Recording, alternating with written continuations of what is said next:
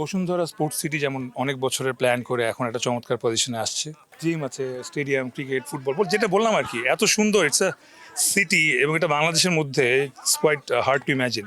আমরা যারা আসলে বলি যে ঢাকা শহরে আসলে খেলার মাঠ নাই, আসলে সবাই শুধু অট্টালিকা অট্টালিকা, অনেক ভিড়, অনেকে এবং মুক্ত একটা এনভায়রনমেন্ট। এখানে শুধু ফুটবল না, প্যাডেল আছে, আরও অনেক রকম অনেক স্পোর্টস আছে দেখছি।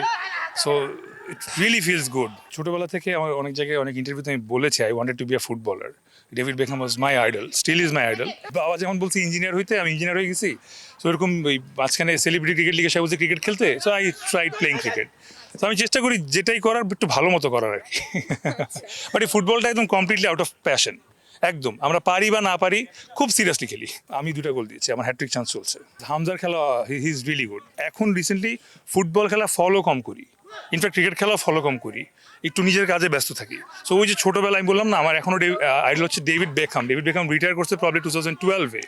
সো 13 বছর আগে একটা প্লেয়ার আমার আইডল এখনও। সো আমি এখন একটু আপডেটেড কম আর কি, সরি ফর দ্যাট।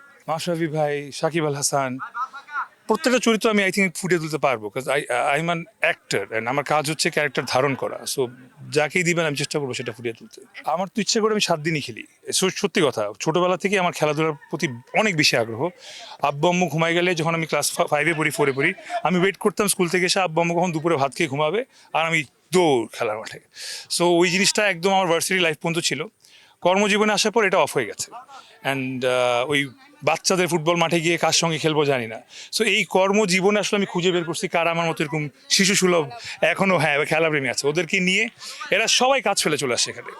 কারো শুটিং আছে, কারো মিটিং আছে, কারো সবাই তো মোটামুটি মিডিয়ার, সবাই ফেলে চলে আসে আমার সঙ্গে। I am really enjoy this. I enjoy fielding. I am good fielder, I know that. Virat Kohli, Jonty Rhodes, Ricky Ponting.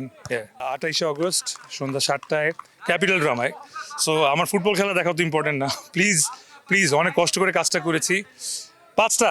পাঁচটা সো 5টাগুলো এসে। সো সবাই খবর নেওয়া দেখবেন এবং আমার অভিনয় কেমন লাগলো জানাবেন, খারাপ ভালো সব জানাবেন। I am up for your comments. সাপ নিয়ে কাজ করার পর কোনো ট্রমায় গিয়েছি কিনা, অদ্ভুত জিনিস হচ্ছে আমি কোনোরকম কোনো কিছু ফিল করি না। এটা এখন আমি বলে বোঝাতে পারবো না।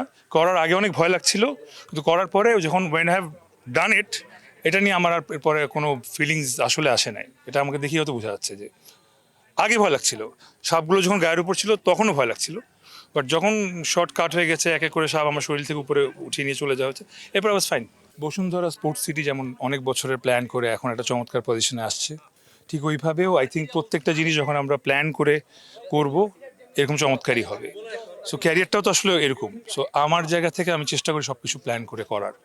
এবং এখন আস্তে আস্তে দিন যত যাচ্ছে, মানুষের ভালোবাসা যত পাচ্ছি, তত সাহস পাচ্ছি যে প্ল্যান করে নিজের মতো করে কাজ করার।